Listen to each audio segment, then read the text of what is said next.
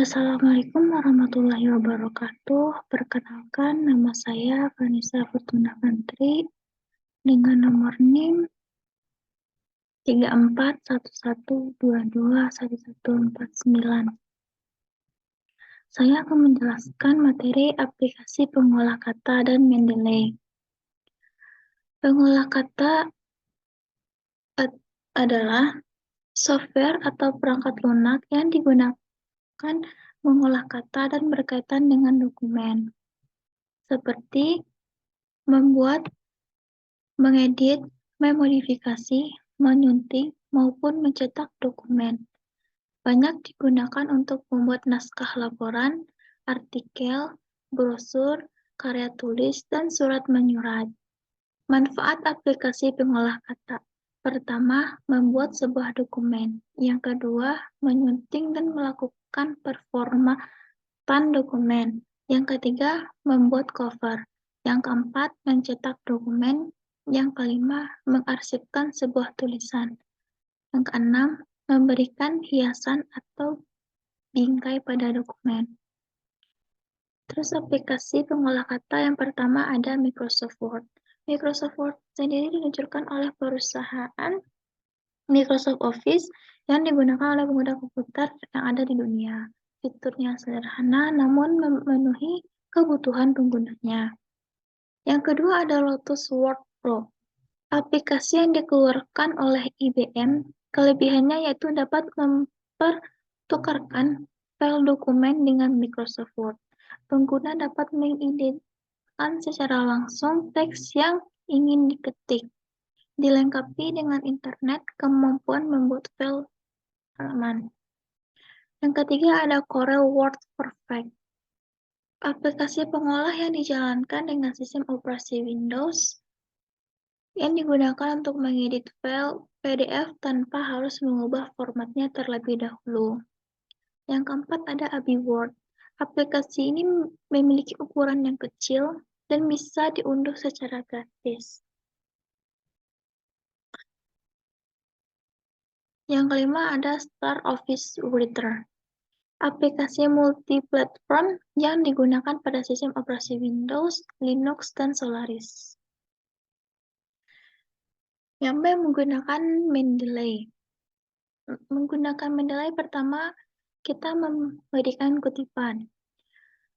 Kutipan ini berisi tulisan terlebih dahulu, sitasis deskripsi atau dalam dokumen Microsoft Word, kemudian kita blok citasi, lalu kita klik reference, insert, or edit citation. Yang kedua ada footnote. Pertama, kita tentukan kalimat yang ingin dirujuk menjadi footnote, cukup kita lakukan dengan blok kalimat tersebut, lalu kita klik reference dan pilih insert footnote. Yang ketiga ada daftar pustaka. Buka jurnal atau bahan yang kita ingin jadikan untuk membuat daftar pustaka. Lalu kita klik pada halaman tersebut, pilih opsi copy as, kemudian pilih opsi formatted citation. Yang ketiga kita lakukan secara otomatis dengan menggunakan aplikasi Mendeley yang telah ada sumber atau kutipannya.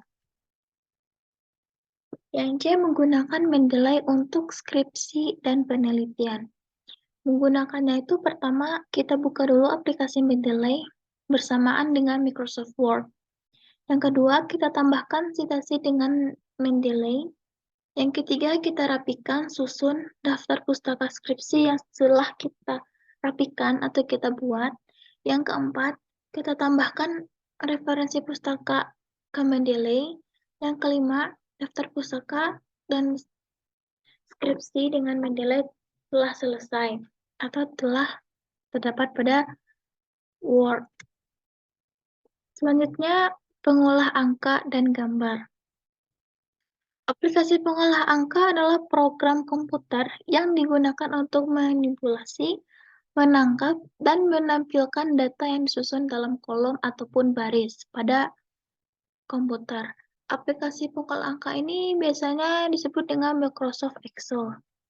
Nah, yang kedua, pengolah gambar. Pengolah gambar adalah perangkat lunak komputer yang digunakan untuk mengolah data secara grafis ataupun gambar. Misalnya, kita ingin membuat poster, ilustrasi, undangan, dan lain-lain sebagainya. Adapun beberapa contoh perangkat eh,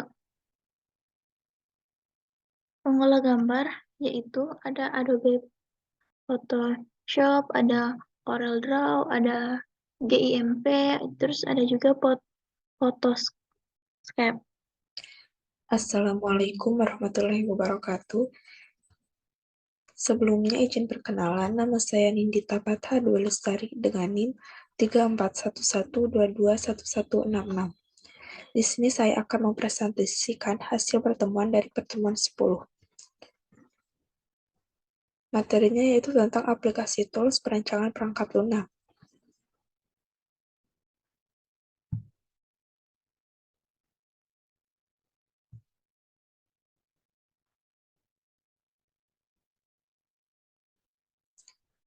Aplikasi tools perancangan perangkat lunak adalah perangkat lunak yang dibuat khusus untuk membuat sebuah desain yang berkaitan dengan sebuah database, flowchart, dan lain-lain. Penggunaan tools perancangan perangkat lunak ini biasanya digunakan pada perhitungan data sampai menampilkan sebuah data yang ditujukan aplikasi.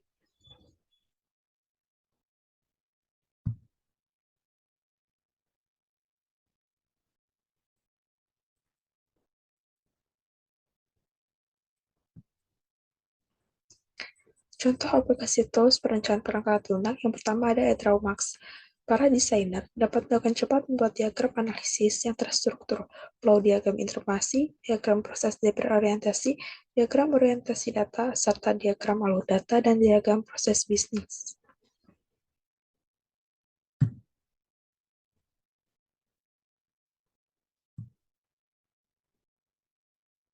Yang kedua ada Glek.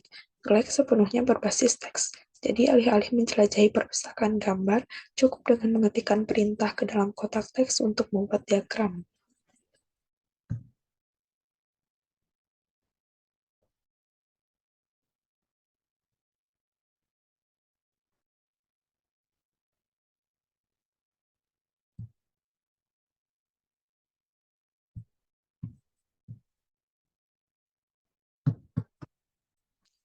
Yang ketiga ada Kako.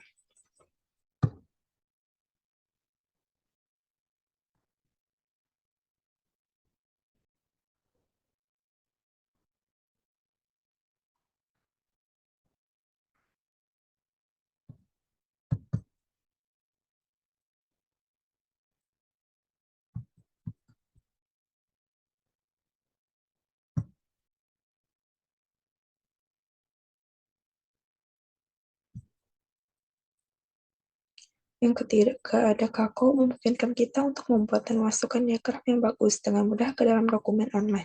Setiap modifikasi akan muncul seketika, sehingga versi terbaru dari diagram selalu ditampilkan.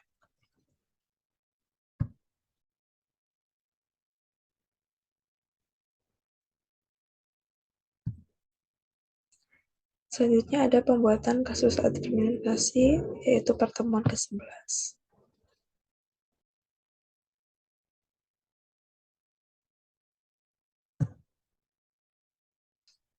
Contoh kasus, di sini kita menggunakan Microsoft Excel,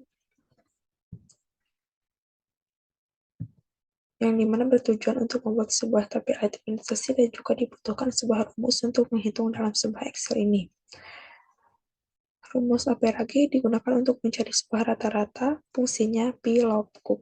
LOGCUP value tabel array call index sum. Sedangkan fungsi LOGCUP digunakan untuk menampilkan data dari sebuah tabel yang disusun dalam format horizontal.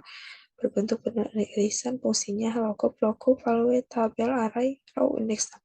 Pivot table adalah fitur yang terdapat dalam aplikasi spreadsheet, seperti Microsoft Excel yang memungkinkan kita untuk mengelompokkan dan menganalisis data secara cepat dan mudah. Kita dapat menggunakan pivot table untuk mengelompokkan data berdasarkan kategori yang dipilih, menghitung jumlah rata-rata atau nilai statistik lainnya dari data tersebut, dan menyajikan hasil dalam tabel yang mudah dibaca. Grafik atau chart berfungsi untuk menggambarkan data ke dalam bentuk angka dengan teliti dan dapat merangkai perkembangannya dan juga dapat membandingkannya dengan suatu objek atau suatu peristiwa yang saling berhubungan dengan singkat dan jelas.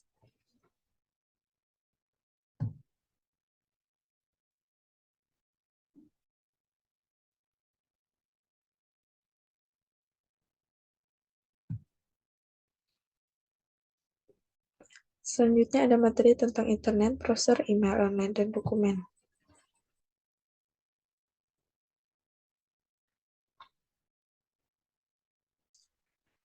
Secara harfiah, pengertian internet dapat dikatakan sebagai kumpulan komputer atau handphone di seluruh dunia yang terhubung satu sama lain ke dalam sebuah jaringan. Internet juga dapat dimaknai sebagai perpustakaan besar yang memuat berbagai informasi dunia. Internet pertama kali dibuat oleh Advanced Research Project Agency atau ARPA pada tahun 1969. Pada saat itu, internet masih berupa sebuah jaringan komputer yang kemudian diberi nama ARPANET. Tahun 1993, setiap sistem komputer yang terhubung ke internet harus memiliki alamat IP atau nama domain berupa simbol numerik. Dari sinilah layanan pendaftaran nama domain bernama Internik didirikan.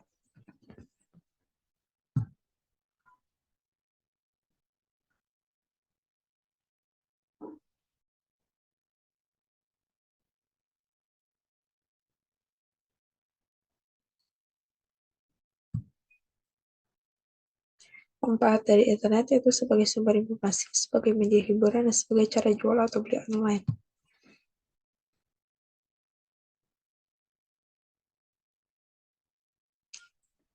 Selanjutnya ada pengertian dari browser. Web browser adalah sebuah program untuk menjajah internet. Contohnya yaitu Firefox, Google Chrome, Opera, dan lain-lain. Browser juga disebut sebagai software yang berfungsi sebagai penerima, pengakses, dan penyaji sebagai berbagai informasi di internet.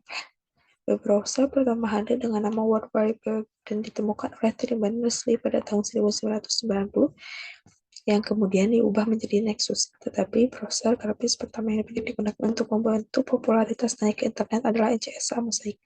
Fungsi dari browser adalah mempermudah dalam mencari informasi, menyimpan data-data, dan menjaga keamanan web.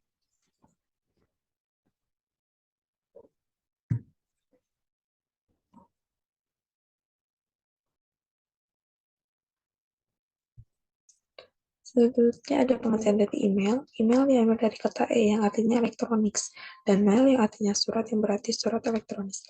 Surat elektronis yang dimaksud itu surat yang dalam berbentuk kertas, yang bukan dalam bentuk kertas, namun sebuah surat yang hanya dapat ditampilkan di layar monitor atau perangkat monitor. Jika ada email, pastinya ada Gmail yang berfungsi untuk menyimpan surat dari email kita ke Gmail. Lalu setelah surat email disimpan Gmail, maka dikirimkan ke user lain.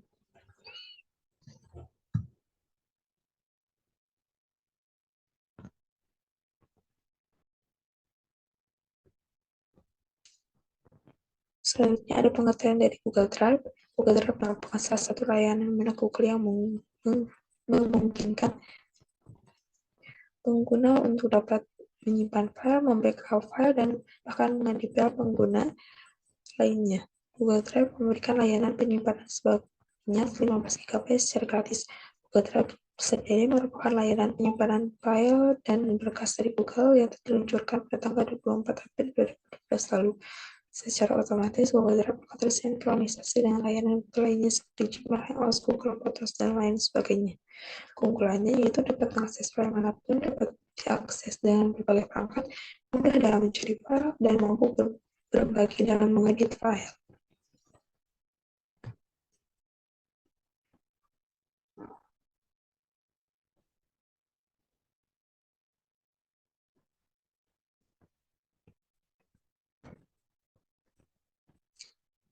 Mungkin cukup sekian presentasi dari saya, selebihnya dan segala kekurangannya mohon maaf. Terima kasih atas perhatiannya. Assalamualaikum warahmatullahi wabarakatuh.